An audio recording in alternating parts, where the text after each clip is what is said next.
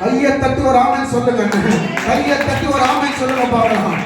நீங்க தேடும் போது வெளியரங்கமாக்கப்படுது இல்ல, நீங்க ஆண்டவர்கிட்ட தேடும் பொழுது உங்களுக்கு வந்திருக்கிற அந்த இக்கட்டுகள், உங்களுக்கு வந்திருக்கிற அந்த ஆபத்துகளை கர்த்தர் என்ன பண்றாரா, நீங்களாக்கி மீட்டெடுக்கிறார். இதுதான் தேவனால வருகிற ஒரு பவர்ச்சி. உங்களுடைய ஆபத்துல மனிதர்கள் உதவி செய்ய முடியாது. உங்களுடைய இக்கட்டுகள் மத்தியில மனிதனுடைய கரங்கள் நமக்கு வர முடியாது.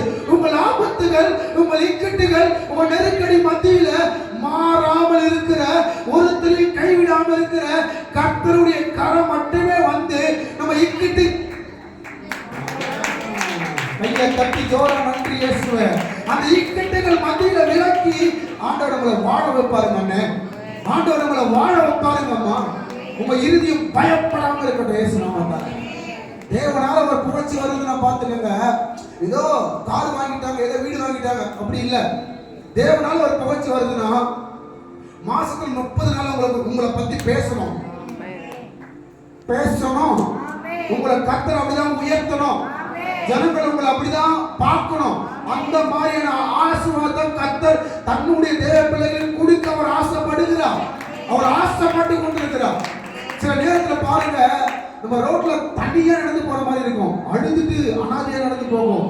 ஏதோ ஒரு அழகான காற்று வந்து நம்ம முகத்தை தொடும்போது பாருங்க, நம்மள அறியாமலேயே அந்த கண்ணீரை நிறுத்திட்டு அந்த காற்றை உணர ஆரம்பிப்போம். அந்த காற்றை அப்படியே நம்ம அந்த இன்பத்தை நம்ம வாம்சத்துல நமக்கு அறியாமலே அதை உணர ஆரம்பிப்போம். அதே போலதான் கர்த்தருடைய வல்லமை. நீங்க அழுது கொண்டு இருங்க, நீங்க தனியா நடந்துட்டு போங்க.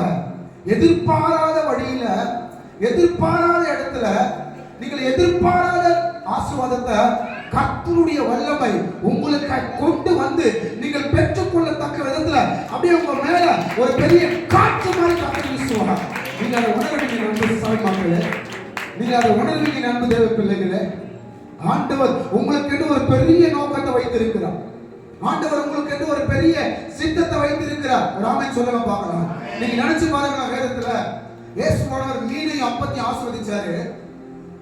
5000 புருஷர்கள் 5000 புருஷர்கள் அப்படி சொல்றாங்க.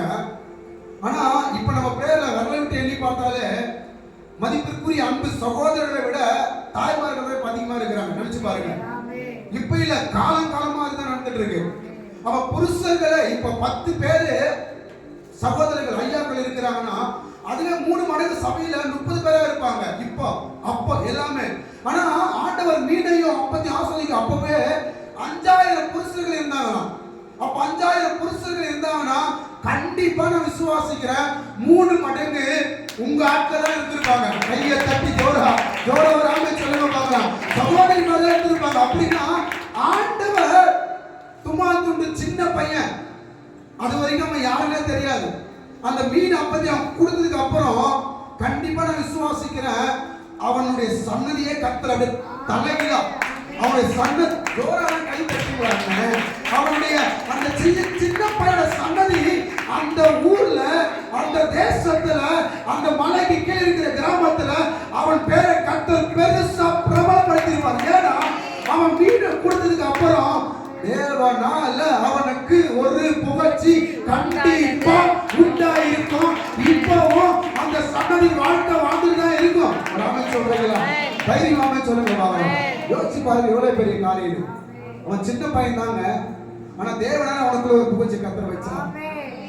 ஒரு சின்ன பையன் கொஞ்சம் மீன் அப்பத்தி தான் வச்சிருக்கான். வசனம் அவன் பேர் சொல்லல, அவன் ஊரை சொல்லல, அவன் தாய் தகப்பன் சொல்லல.